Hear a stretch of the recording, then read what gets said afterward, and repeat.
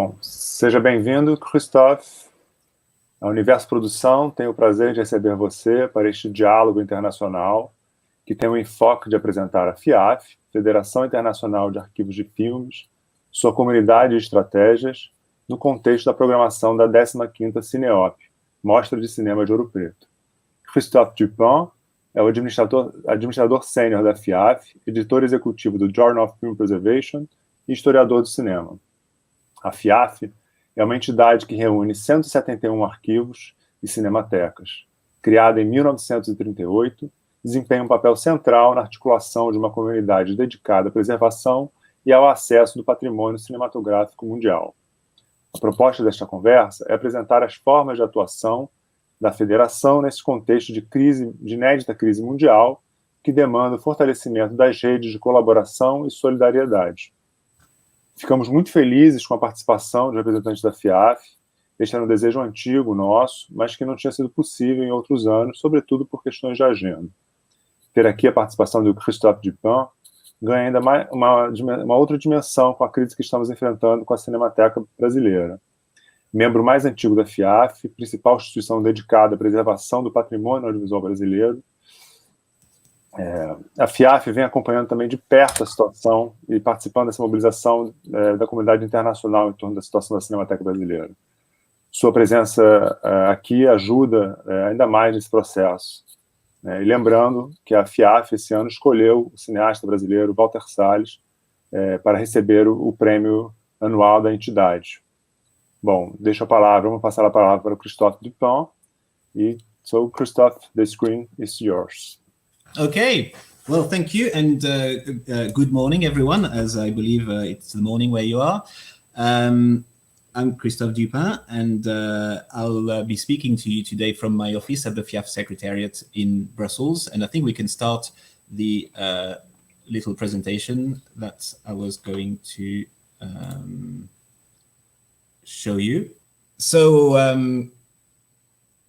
first of all, I would like to thank Ines and Jose for inviting me to speak at the 15th edition of Cineop, and I must admit that I'm very, very sorry that this year's edition of your great festival must be an online one, and that I can't be present physically. And of course, we're grateful to modern technology for making remote presentations possible in the current context, but it certainly can't replace the unique experience of attending festivals, meeting people, and conversing with them in person, and also, of course, watching films together on the big screen in your amazing surroundings. But I do hope that I can attend the festival in Ouro Preto one day.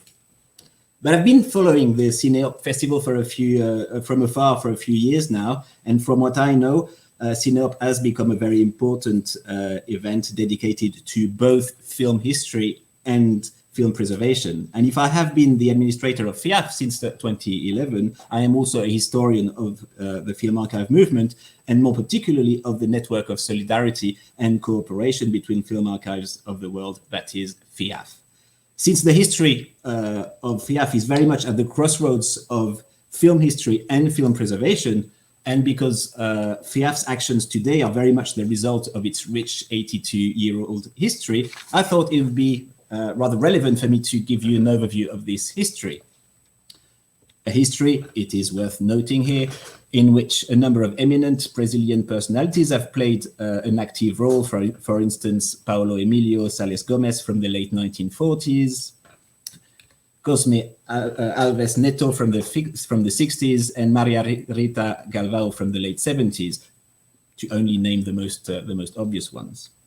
What I'd like to show you in particular today is how, ever since it was created in 1938, FIAF has cultivated the concept of sharing as one of its raison d'être, and how this idea has engendered a number of exchanges, partnerships, and collective projects which have greatly benefited not only the community of film archives affiliated to FIAF, but more generally the film heritage field.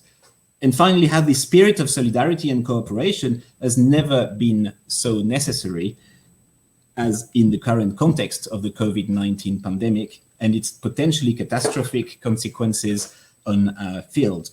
But A few words perhaps on what FIAF is for those of you who might not be very familiar with our global network.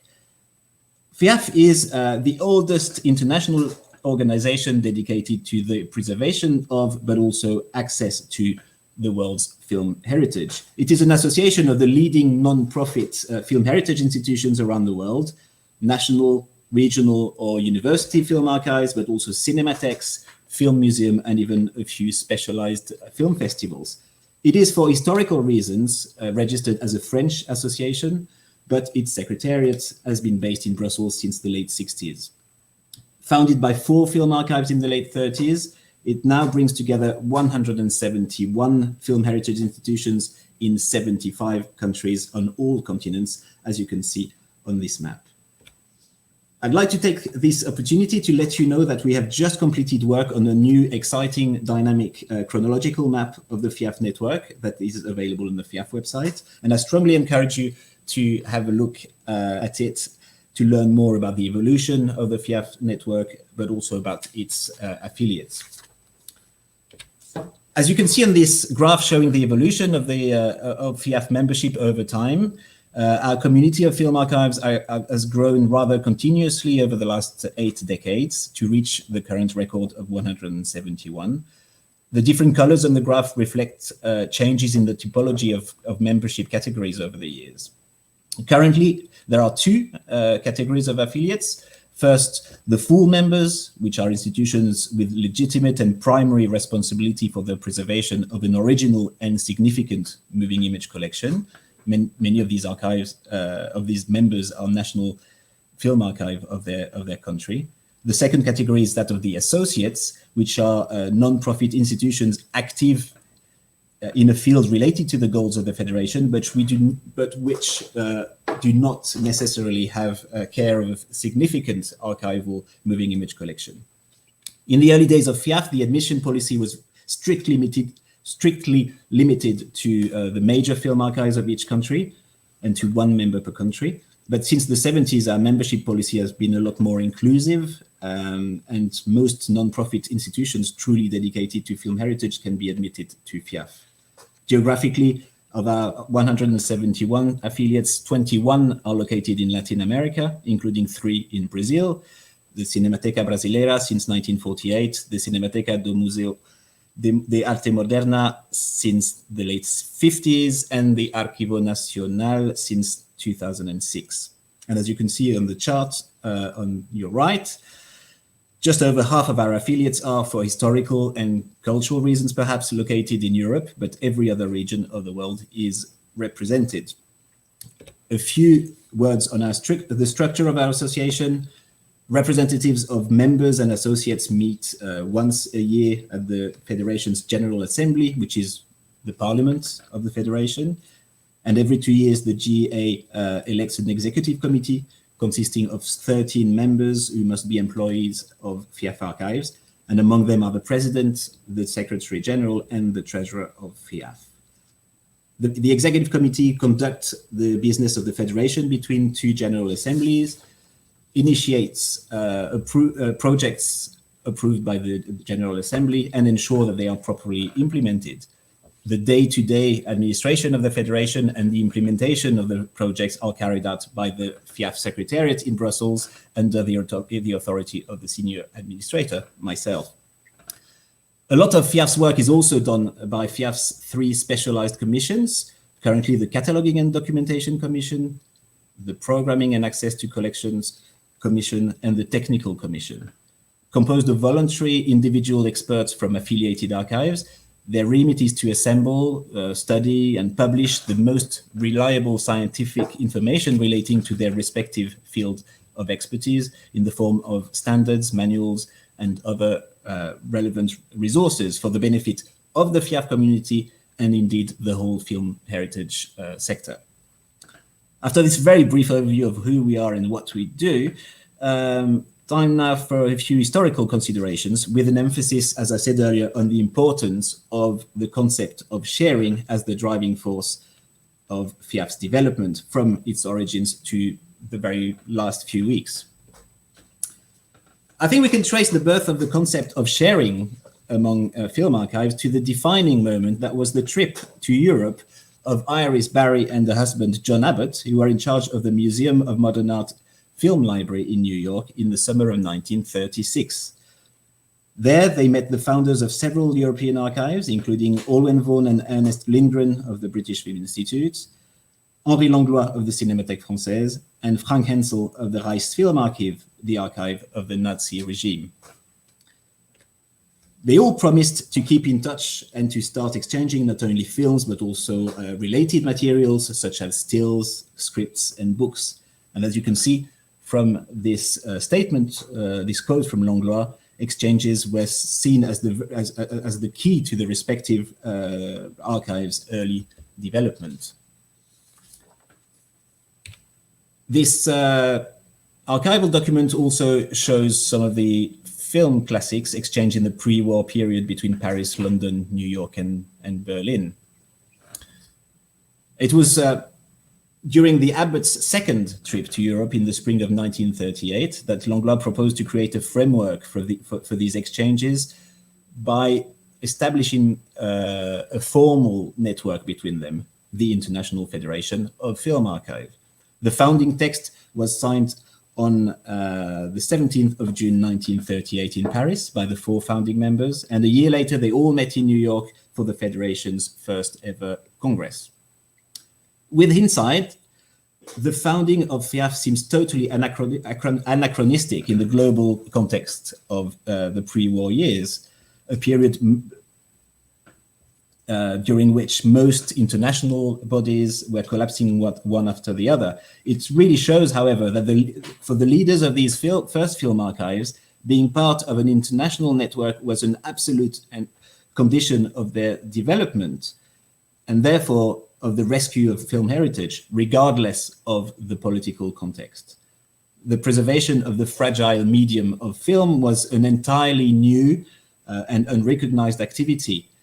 Everything about it had to be learned and invented from scratch or updated from other fields. It was also, as they all quickly learned, a very expensive activity. So pooling their efforts with other archives seemed the obvious thing to do.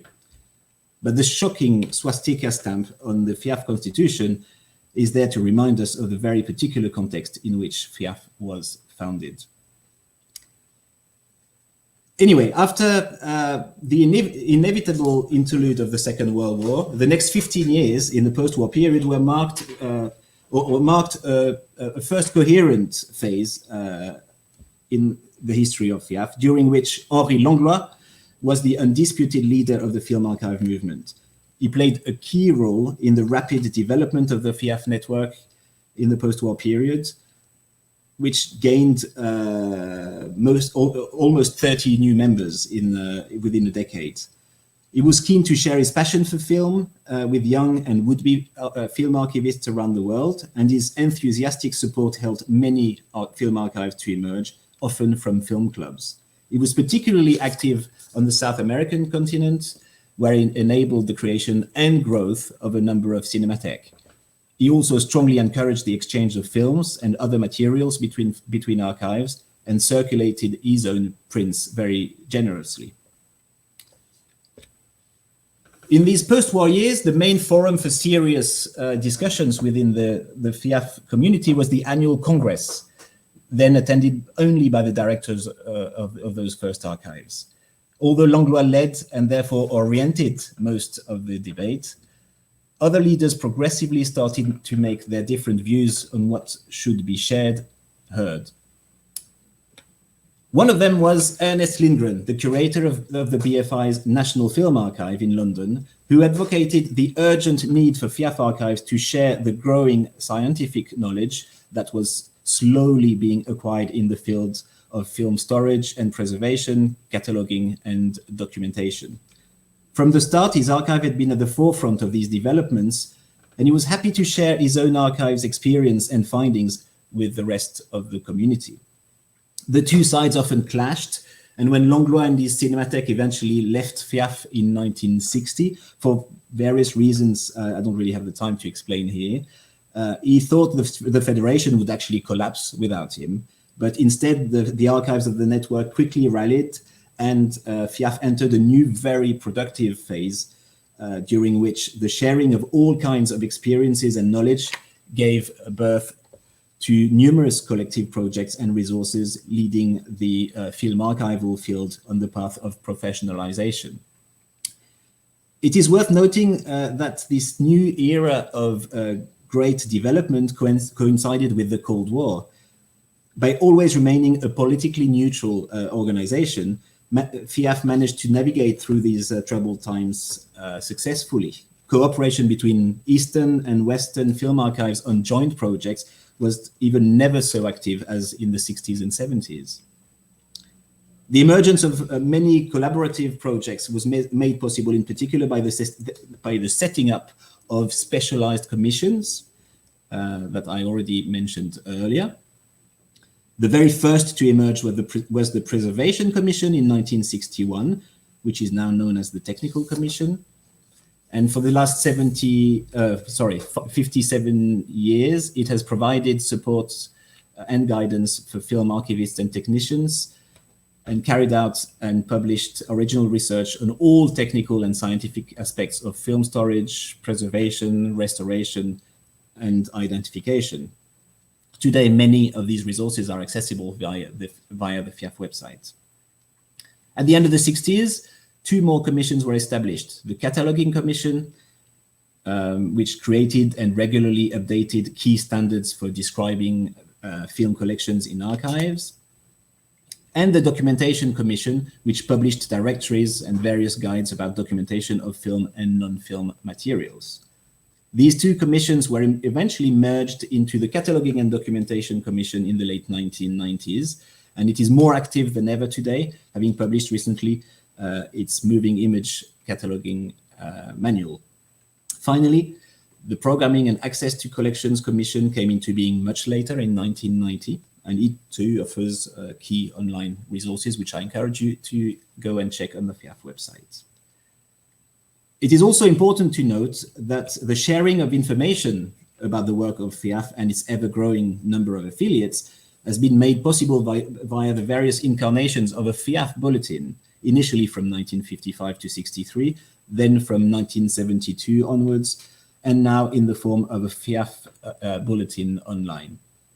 Initially conceived as a platform for quick and practical information to FIAF members only, by FIAF and to FIAF members only, over the years, the FIAF information bulletin became increasingly substantial and of interest to readers well beyond the FIAF community. In 1993, this evolution was formally acknowledged with a change of title. The new Journal of Film Preservation became a key forum for both general and specialized discussions on all theoretical, technical, and historical aspects of moving image archival activities. It is still one of the key FIAF publications today, and an important forum for current debates in our sector with its 2 issues a year. Another essential publication for the sharing of information about FIAF-affiliated institutions has been the various incarnations of the FIAF directory, which has provided essential contact information about all FIAF affiliates, initially only internally, but now to the wider world too, as the directory is searchable by all on the FIAF website, and it is also published in paper form. Since our time is limited, I'd like to now highlight 3 significant and long-lasting FIAF projects that have been made possible only by the large-scale sharing of information between its affiliates and the pooling of their resources.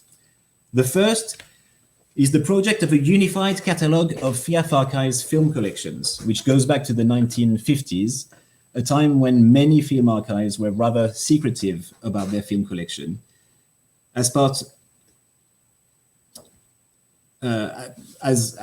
part of their holdings had probably not been acquired in the most legal way, and they did not want rights holders to know which films they had in their care. In the early 1950s, however, Ernest Lindgren, him again, started lobbying at FIAF congresses, as he was one of the few film archivists who were totally transparent about their archives collections, having published its first catalogue as early as 1936. He managed to convince other FIAF affiliates to share information about at least a selection of their film holdings. The result was the very first catalogue of FIAF film holdings, published in 1954 by the BFI for FIAF and made available to contributing film archives only. In the 1960s, two similar complementary projects emerged: a catalogue of silent features held by FIAF archives, which was coordinated by the director of the Cinémathèque Royale de Belgique, Jacques Ledoux, and published in 1962 with expanded editions in 1965, 77, and 88. And Embryo, a catalogue of silent short films coordinated by historian and archivist J. Leder at the East German Archive, with two editions published in 67 and 73. In the late 80s, however, at the initiative of the Museum of Modern Art in New York, a new edition of the catalogue of short silent films was for the first time published for the general public as a book, as you can see on your left, Treasures from the Film Archives. A few years later, the catalogue was further augmented by the addition of the silent features, and the new Treasures database was made available first as a CD-ROM as a CD-ROM published by FIAF, and still later via the FIAF online databases made available by commercial online publishers. Since 2017, the Treasures database has been accessible to all members of the FIAF community via the restricted access section of the FIAF website. So, initiated 55 years ago, this collective endeavor is still one of the most important resources available to the FIAF community today, thanks to the crucial sharing of information about over 60,000 silent film titles by 110 film heritage institutions, and additions are still made on a regular basis today. Another international project initiated by the FIAF Documentation Commission in 1972 is also worth mentioning, I think, as it is another key resource still available to FIAF members and film historians today. I'm talking, of course, about the Periodicals Indexing Project, which has produced the International Index to Film Periodicals based on contributions from FIAF affiliates, documentation services, and coordinated by the project's employed staff in Brussels.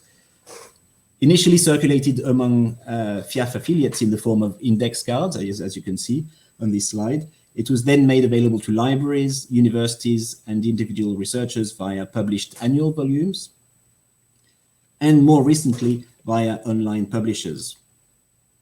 Some 45 years later, the project indexes 140 film journals, thanks to the contributions by 41 volunteer indexers in 29 institutions. So for me, it's another really fine example of sharing within the FIAF community. Another development that certainly deserves a mention as a great example of solidarity and cooperation in the FIAF network is the training of film archive personnel.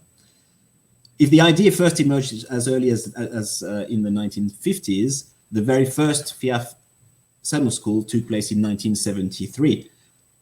Organized by the East German Archive 5 times between 1973 and 1987.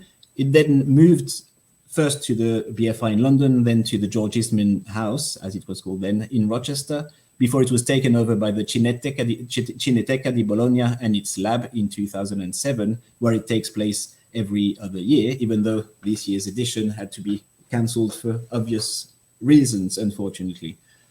FIAF has also been involved in a number of other series of training events in Africa and Latin America in particular.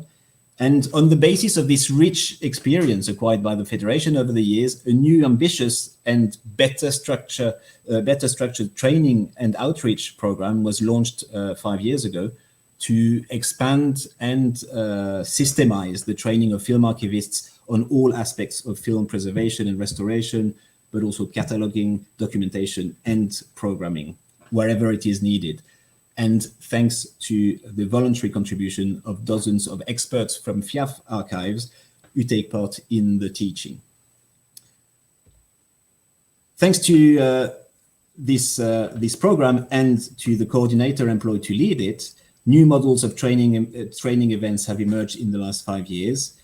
For instance, the hugely successful workshop held each year in a different city of India since 2015, or the Winter School on Programming Film Heritage that takes place in Paris every spring and welcomes participants from all around the world, or various short technical workshops for film archives, non-technical staff held in various places too. On top of these training events, we've also answered several or various calls for technical assistance, and we've led expertise missions in a number of countries, from Puerto Rico to Sri Lanka to Nepal in the last couple of years. In order to channel requests for assistance and training and answer them better and more fairly, we also introduced a simple form to fill in, accessible on the FIAF website in the 3 official FIAF languages. Finally, still as part of our training and outreach program, we introduced a couple of years ago an internship fund allowing affiliates anywhere in the world to send members of staff to undertake an internship or placement at another FIAF affiliate to further their knowledge and skills in a specific and targeted area of film archiving. Although this idea had been floating in FIAF discussions since the 1950s, it only finally materialized very recently, and we're very happy with this new program. So far I've focused on the idea of sharing mainly within the FIAF community, but I'd like to end this historical overview by highlighting 2 examples, among many, of sharing with others beyond the FIAF network. First, a few words on the sharing of information with film scholars. The idea that film archives should be more than passive custodians of film heritage, but actually engage in debates with historians, emerged in the 50s. A very ambitious FIAF project was the creation of the Bureau of International Research on the History of Cinema, which aimed to bring together film archivists, historians, and filmmakers of all countries to contribute to the writing of film history. The project reached its peak in 1957 with a 1-week symposium organized in Paris by Langlois as part of the 1957 FIAF Congress. And although the project rapidly faltered after Langlois left the Federation, its spirit was kept alive with the organization of historical symposia within the framework of FIAF congresses, to which film scholars were invited to discuss their research with FIAF archivists. Proceedings of these symposia were later published by FIAF, and some of them are actually available for free now on the FIAF website. One of these symposia in particular proved a real turning point in the relationship between the community of film archivists and film historians. I'm talking, of course, about the famous symposium on cinema 1900-1906 of the 1978 Brighton Congress. Film archivists and academic scholars of early cinema sat down for several days for marathon screenings of over 500 early films contributed by FIAF archives, and for serious discussions about them. Several commentators have since argued that this event, because of its impact at the time, was at least indirectly responsible for the emergence in the 1980s in particular of film heritage festivals such as the Giornate del Cinema Muto in Pordenone or Il Cinema Ritrovato in Bologna, which have since become key platforms for fruitful exchanges between archivists and historians. And I'm sure I could add your own festival to this list, of course. Finally, a quick word about FIAF's important advocacy work as the result of the sharing of information and ideas with other audiovisual archiving associations. In that context, FIAF was instrumental in the drafting of UNESCO's landmark 1980 Declaration on the Safeguarding and Preservation of Moving Images. A year later, it was one of the founders, along with FIATIFTA, IASA, and the ICA, of the Roundtable on Audiovisual Records, an informal discussion forum, which later became the current CCAAA. Among the main achievements of this group are the organization of 10 joint technical symposia between 1983 and 2019 for the most recent one, and the coordination on behalf of UNESCO of the World Day for Audiovisual Heritage on the 27th of October every year since 2006. So over the last 82 years, FIAF has been able to develop and offer many great resources for film archives and film archivists, thanks to the sharing and expertise and the pooling of resources between FIAF affiliates. I think the fact that we are still able to offer many of them to our members and to the film heritage field today are a sign of the continued relevance of our global network. It is also the confirmation that sharing, cooperation, and solidarity remain an absolute necessity for the worldwide community of film archives, at a time when it probably faces more challenges than ever, brought about, for instance, by the digital revolution, the negative impact of climate change, economic crisis, or adverse political contexts. And now, of course, we must add to that list the new unprecedented challenge of the COVID-19 pandemic and the various potentially catastrophic consequences it will have, when it's not already having them, on many levels on film archives around the world, and therefore on the entire film heritage field. When the pandemic spread very suddenly in the first months of 2020, we at FIAF soon realized that a lot of what we do and a lot of what we offer would have to be rethought almost overnight.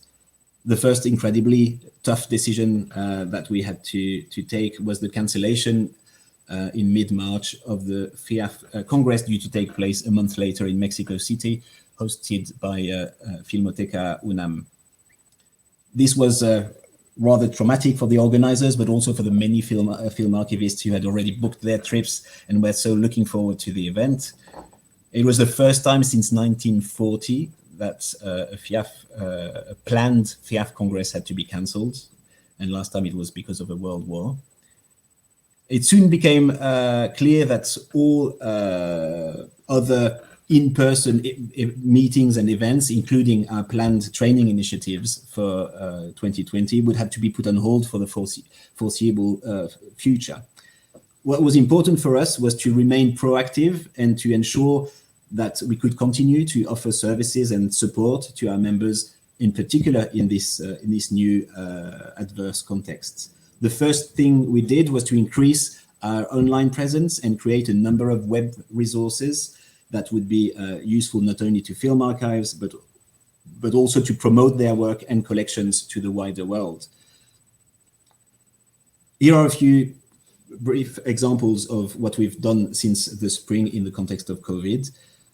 We've published, with the help of the Programming Commission, a comprehensive list of free online streaming services used by FIAF, not used, but created by FIAF affiliates, to provide convenient access to their audiovisual collections at a time when the cinema-going experience was no longer possible, following the closure of most cinemas around the world. Web statistics show that this online resource has proved very, very popular indeed, as well as talked about widely and very positively in the specialized press.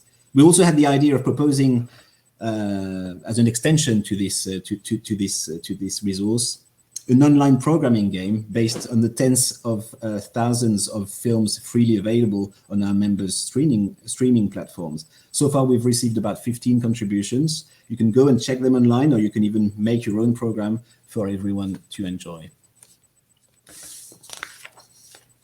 We also decided that at a time when the COVID-19 epidemic was dramatically changing our daily, personal, and professional lives and was affecting the work and missions of film heritage institutions around the world, we should invite them and the people working with them to share their experience of the current crisis. We also asked them to suggest innovative ways of coping with the crisis, as well as reflect on how a crisis that has brought the world to its knees could perhaps be a rare window of opportunity to build a more resilient and sustainable future for our sector.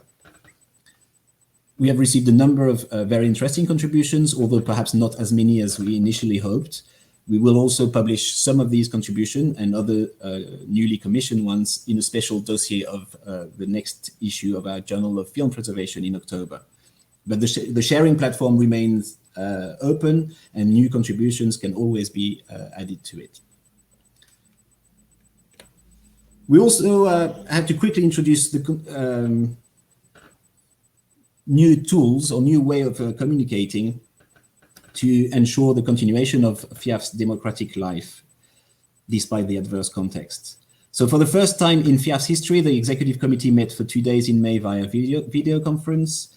And it was also decided that although, of course, our statutes make absolutely no provision for it, an online General Assembly with an online voting system should take place as an alternative to the cancelled GA in Mexico. It did take place rather successfully, I think, via Zoom at the end of June, even though there were fewer debates than in a normal General Assembly. And we're now looking at ways, of amending our own statutes and rules to give a legal basis to this new reality of having online official meetings. We've also spent the last few months conceiving online training workshops, and I'm pleased to say that we will be holding with our friends at the Film Heritage Foundation in India our joint 2020 Indian workshop online in early September. Thanks once again to the very generous participation of colleagues from FIAF archives around the world. Over 200 applications have already been received for this online event, and we're hoping to replicate it in other regions of the world in the next few months. Another FIAF online resource that has grown a lot since the spring is the historical section of the FIAF website. We are offering more resources and access to digitized documents about the history of the film archive movement than ever before. And I can't think of another similar international cultural organization that is giving us access to so many documents about its own history. Finally, we had to come to the rescue of a number of FIAF affiliates that have found themselves in serious difficulty, not always as a direct result of COVID, but in those cases, the impact of the pandemic was only made worse, has only made worse a situation that was already difficult. In particular, we have been monitoring closely the extremely concerning situation of the Cinematecas Brasileira, a historic member of FIAF and a crucial film heritage institution in Brazil. We have been in regular contact with some of our colleagues there for months. We have actively supported the various public campaigns led by its supporters in Brazil. We have published official statements about it and relayed information and cries for help from Cinemateca workers to our global community. And it is partly to help the cause of the Cinemateca and other endangered cultural institutions in Brazil that the Executive Committee of FIAF unanimously decided to present its 2020 FIAF Award to the great Brazilian filmmaker Walter Salles, whose dedication to film heritage and his support to the Cinemateca Brasileira are well known. Because of the pandemic, we have not been able to present the trophy publicly yet, and you get a very first glimpse of it on the screen now. But we're hoping to do that in the autumn as part of the Sao Paulo International Film Festival, and hoping to be able to take that opportunity to give more visibility to the cause of the Cinemateca Brasileira, one of the key custodians of Brazil's cinematic history. What is sure is that the network of solidarity and cooperation that is FIAF will do all it can to prevent the demise of one of its oldest and most respected members. Thank you very much.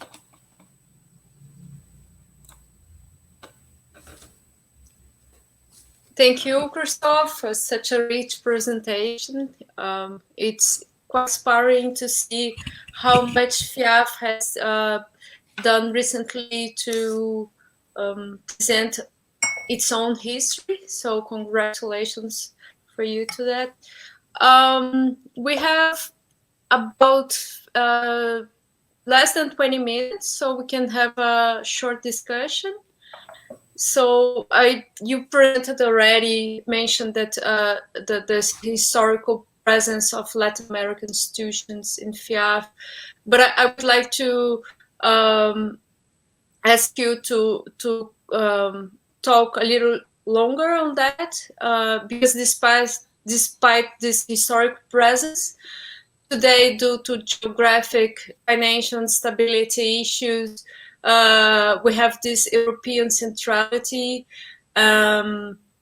So we would like to know how FIAF sees that and what has been done to transform that. Okay, I must say first that, I mean, from a historical point of view, I am probably not the best person to address this issue, and I know a number of film or FIAF historians who are much more knowledgeable than me about it. Partly, unfortunately, because of my language problem with Spanish and Portuguese, but. I mean, historically, yes, as I said, Langlois, I think, played an absolute key role in the development of a network in South America. I think economically, it has always been particularly difficult for film archives and for film heritage institutions on that continent, and it remains the same today. I think. It is very important for FIAF to support these institutions in every way possible.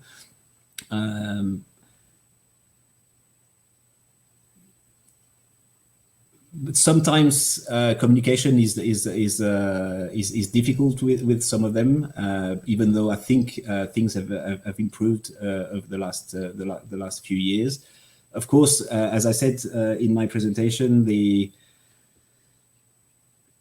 key moment in FIAF's calendar is until now anyway. Perhaps things will change with COVID, but the key moment has been the FIAF Congress, which is an incredible platform for film archivists around the world to meet and exchange ideas and initiate cooperative projects, and mainly for.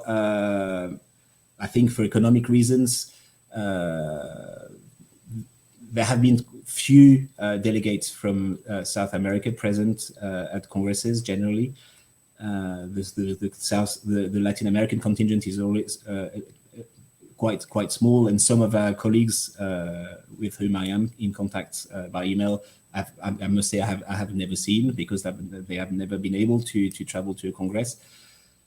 Now we have a special fund to help colleagues from all around the world to travel and to travel to congresses. So I hope this is going to change. It's already changing a little. But of course, it is a very important continent for us to support, because I know that perhaps more than in North America or in Europe, where most film archives, big or small, are rather privileged. The situation has always been very, very difficult in South America, not only economically, but also in terms of the institution's relationship with political power, with their government, as we can see so evidently in Sao Paulo today. Yeah. Maybe the crisis. Go ahead. Very nice. Go ahead.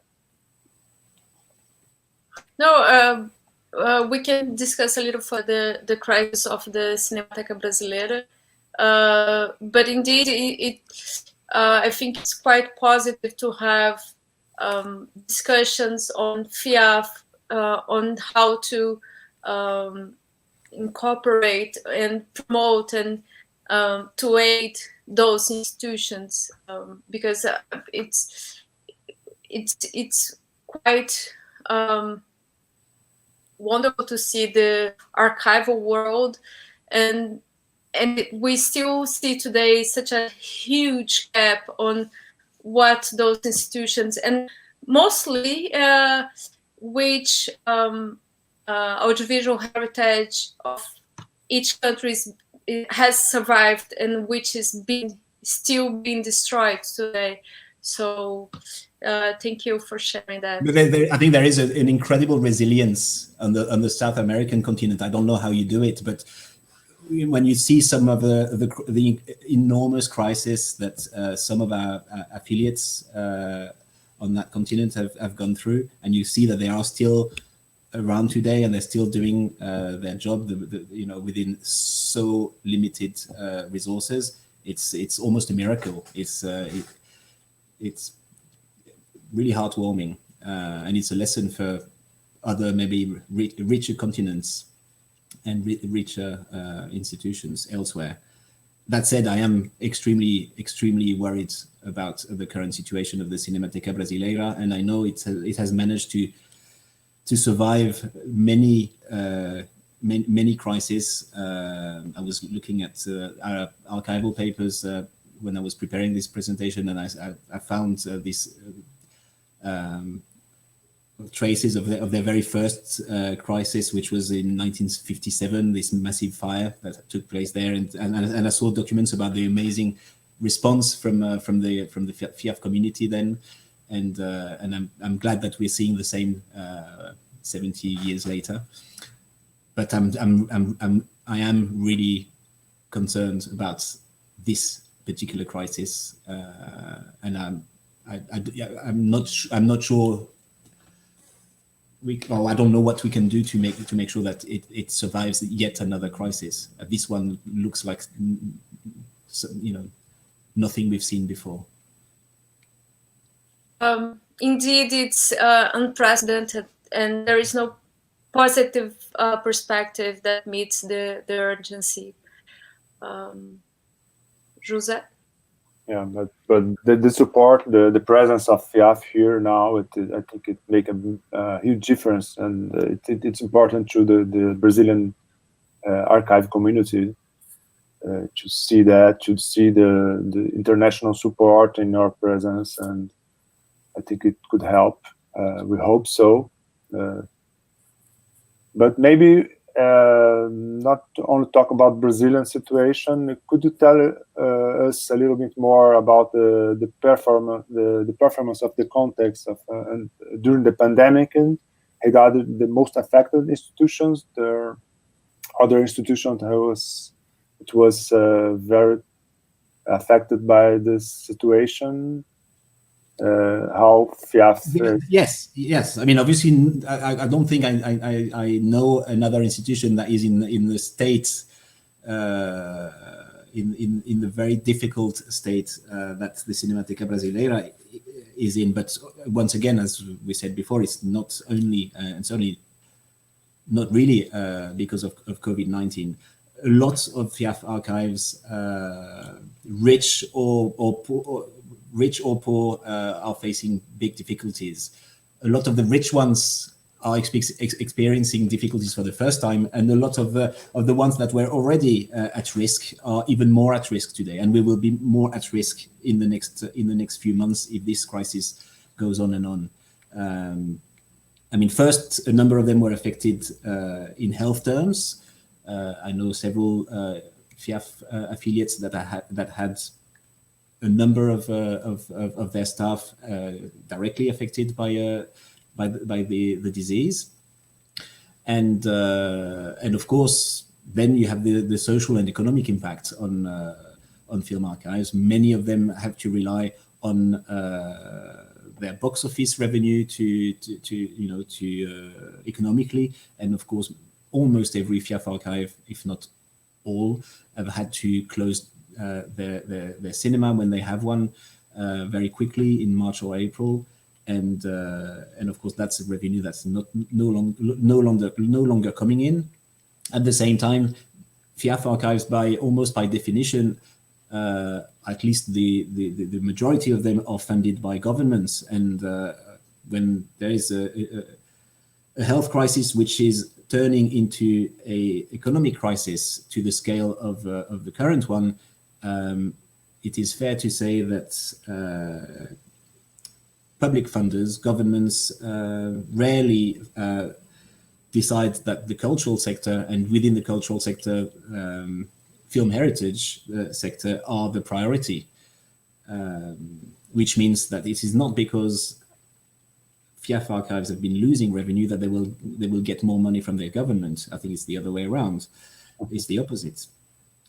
Which means that these are very difficult times for FIAF archives, but I think we're only at the very beginning of this process, and I think the impact will really show probably next year rather than now or even in a few months, which is also a worry for FIAF as a network or FIAF as an organization, because of course our own funds come from the membership fees paid by FIAF archives. So if FIAF archives are in great difficulty, one of the first things they might look at twice is the budget line about the membership fee. And of course, without membership fee, we can't function and we can't help them and support them. So these are tough times for everyone. But I think the impact is still ahead of us. Even though there is an enormous amount of frustration everywhere, especially about not being able to open your own film theaters and show the films you have in your collections. So maybe regarding the fees, are you planning to make it flexible for those affected institutions, for instance? We're always rather flexible. I mean, we've always answered cries for help in the most human way possible. Of course, there's a limit to which we can respond to such requests, because again, if we do not have any income, we will close down, and this will hurt our members if we're not there to support them. So we have to find the right balance between understanding the plague of our individual members and being able to continue to do work for them and on their behalf. Again, I think the biggest part of the problem will come next year or the year after, not now. I mean, at the moment, FIAF's financial situation is very sound, so we're in no immediate danger. But of course, if that was going to continue or get worse, but before thinking of FIAF, I'm thinking of film archives with amazing film collections that will possibly be at risk of disappearing if the economic crisis deepens. We are not there yet. I mean, the situation of the Cinematecas Brasileira is very, very, very difficult, but for different reasons, I think. But what is sure is that when in this context, in this COVID-19 pandemic context, when there is absolutely no support from your funders or no support from your government, it makes things much worse. And the Cinematecas Brasileira is not the only one that has asked for help.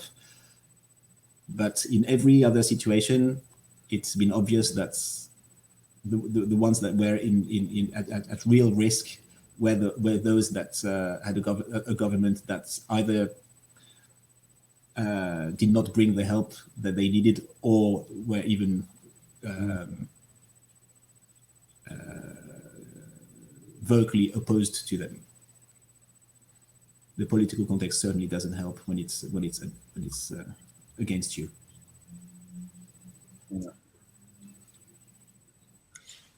Christophe, we close to the end, so we would like to ask you to say some final words.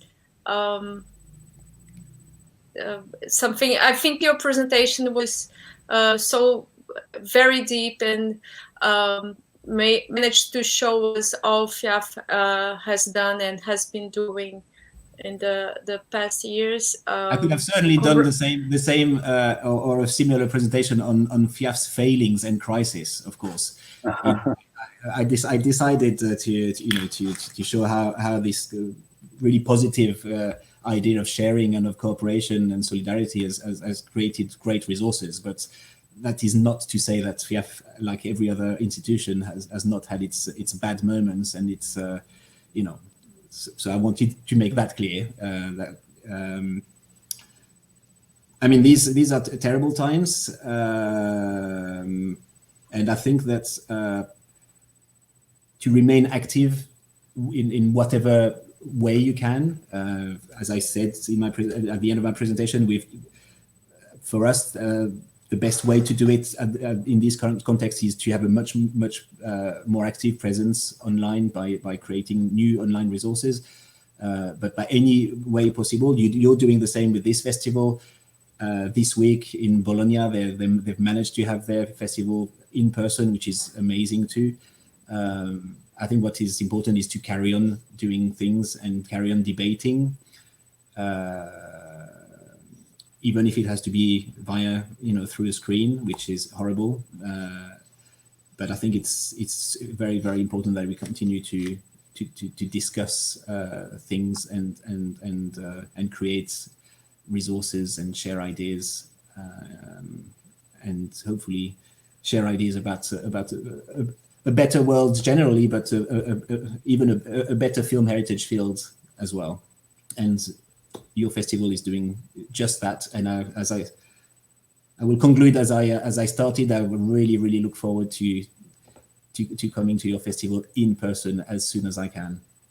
I hope so. So, thank you very much, Christophe, for being here with us this time. Queria agradecer então. For the rest of your festival, I've seen the program, and you have some very good people coming to speak to you. So, yeah, we're going to have the participation of Paula Félix Dizier and Tiago Batista from Cinemateca Portuguesa. So we'll have a very intense program during the next weeks. So, thank you very much, Christophe. Queria agradecer a participação, Christophe Dupin. A Cineop segue hoje com mais debates, filmes e atrações, tudo de graça no site cineop.com.br. Muito obrigado. Thank you. Obrigado.